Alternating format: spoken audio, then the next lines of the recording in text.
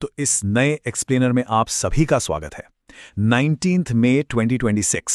सच में खबरें इतनी तेजी से बदल रही हैं कि उनके साथ चलना किसी चैलेंज से कम नहीं है। एक ही वक्त पर कई मोर्चों पर बहुत कुछ चल रहा है, पर हमारा आज का गोल बिल्कुल क्लियर है।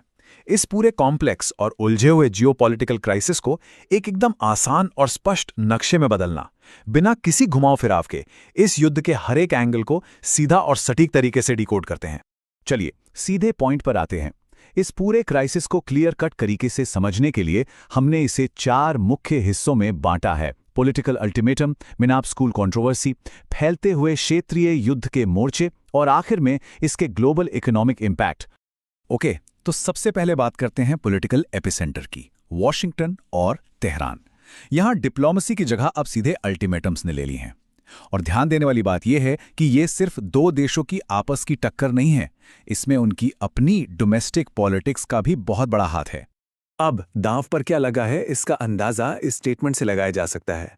डोनाल्ड ट्रंप ने रिपोर्टर्स को सीधी चेतावनी दी है, अगर कोई डील नहीं हुई तो अगले हफ्ते की शुरुआत तक, यानी 2 या 3 दिन में नए सिरे से हमले शुरू हो सकते हैं। ये अल्टीमेटम लिटरली इस क्राइसिस को एक बिल्कुल नए और खतरनाक लेवल पर ले जाता है।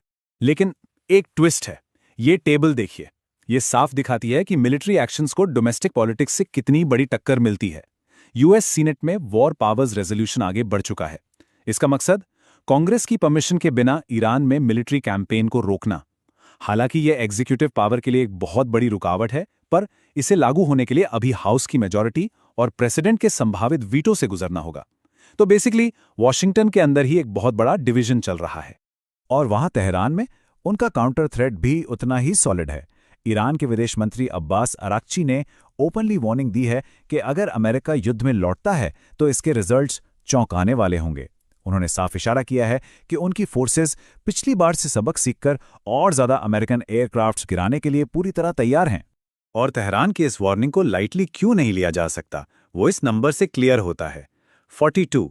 यूएस कांग्रेशनल रिसर्च ऑफिस की रिपोर्ट के मुताबिक फरवरी के आखिर से लेकर अब तक लगभग 42 फिक्स्ड विंग या रोटरी विंग अमेरिकन एयरक्राफ्ट्स, जिसमें ड्रोन्स भी शामिल हैं, डैमेज हुए हैं या पूरी तरह नष्ट हो चुके हैं।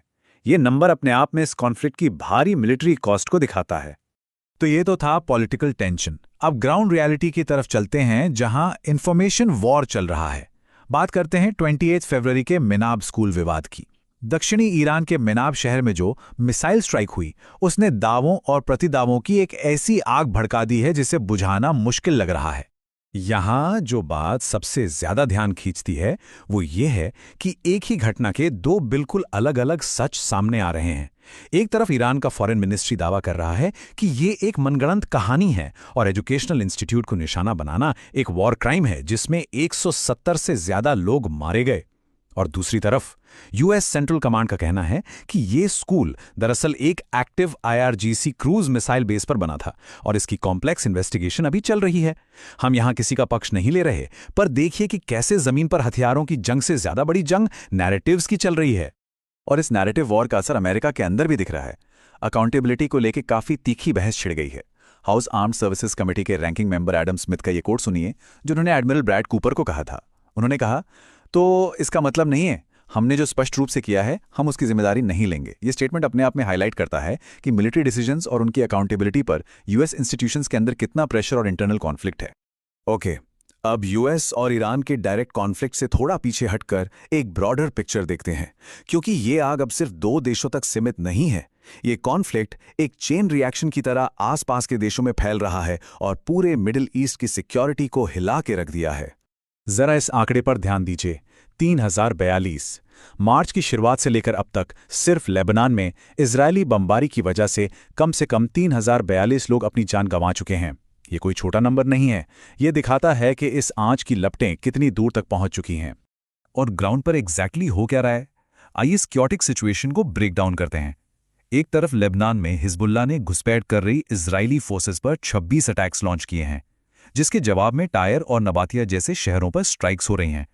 दूसरी तरफ समंदर में इजराइल ने गाजा जाने वाले 61 एड शिप्स को इंटरसेप्ट किया है।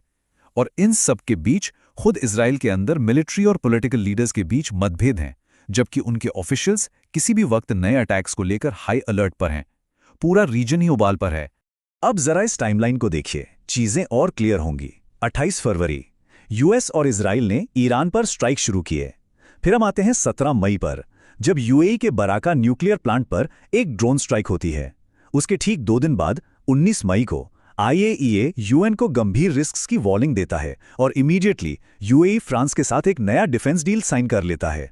सोचिए, एक न्यूक्लियर फैसिलिटी पर ड्रोन अटैक होता है और मजबूरन एक देश को यूरोप के साथ डिफेंस पैक्ट साइन करना पड़ता है। यह रीजनल इनसिक्योरिटी का एक बहुत बड़ा इंडिकेटर है। ऑल राइट, अब हम अपने आखिरी और शायद सबसे क्रूशियल पॉइंट पर आते हैं। यह सिर्फ मिसाइल्स और ड्रोन्स की बात नहीं है। एक लोकलाइज्ड मिलिट्री कॉन्फ्लिक्ट कैसे दुनिया भर की इकोनॉमी और सप्लाई चेन्स में शॉक वेव्स भेज रहा है, अब इसे समझते हैं। तो इस स्लाइड में जो सबसे इंटरेस्टिंग बात है वो है ये 33% का हिस्सा, दुनिया का 33% फर्टिलाइजर। जी हां, 1/3 अकेला होर्मुज जल डमरू मध्य यानी स्ट्रेट ऑफ होर्मुज से होकर गुजरता है। अब इमेजिन कीजिए, एक नेवल नाकाबंदी का मतलब सिर्फ मिलिट्री शिप्स को रोकना नहीं है, इसका सीधा असर इस बात पर पड़ता है कि दुनिया भर में फसलें कैसे उगेंगी। ये सीधे तौर पर ग्लोबल एग्रीकल्चर सप्लाई चेन के गले पर दबाव डालने जैसा है। और इस सप्लाई चेन डिसरप्शन का इंपैक्ट कितना बड़ा हो सकता है, ये नंबर देखिए, 4.5 करोड़, 45 मिलियन। अगर हॉर्मुज स्ट्रेट में ये रुकावट जारी रही तो इतने और लोग भुखमरी का शिकार हो सकते हैं। इससे दुनिया भर में खाद्य संकट झेलने वालों की गिनती 363 मिलियन के रिकॉर्ड लेवल पर पहुंच जाएगी। ये एक बहुत ही सोबरिंग रियलिटी चेक है। और आखिर में इस मैक्रो लेवल से निकलकर कुछ माइक्रो एग्जाम्पल्स देखिए, जो और भी ज्यादा अजीब और कॉन्ट्रास्टिंग हैं। एक तरफ एयरबस जैसी बड़ी यूरोपियन कंपनी अपने नॉन एसेंशियल कॉर्पोरेट एक्सपेंसेस में 10% कट कर रही है। दूसरी तरफ केन्या में नैरोबी की सड़कें सुनसान हैं क्योंकि डीजल की कीमतों की वजह से ट्रांसपोर्टर्स हड़ताल पर हैं। और इन सब अफरा तफरी के बीच बैक चैनल डिप्लोमेसी के जरिए 10 साल से ईरानी जेल में बंद एक यूएस रेजिडेंट शहाब दलीली को चुपचाप आज़ाद कर दिया जाता है। कितनी अलग अलग रियलिटीज़ हैं जो एक ही वक्त पर चल रही हैं। तो आज के इस एक्सप्लेनर को हम एक सवाल के साथ यहीं रोकते हैं। सोचिए इस बारे में, जब तेहरान में चल रहा एक स्टैंड ऑफ ये तय करने लगे कि नैरोबी में बस टिकट की कीमत क्या होगी, तो ये ग्लोबल सप्लाई चेन इस युद्ध का बोझ और कितने दिन उठा पाएगी। सिचुएशन बहुत तेजी से अनफोल्ड हो रही है, हर एक अपडेट अहम है। जुड़ने के लिए बहुत बहुत शुक्रिया और खबरों पर नजर बनाए रखिए।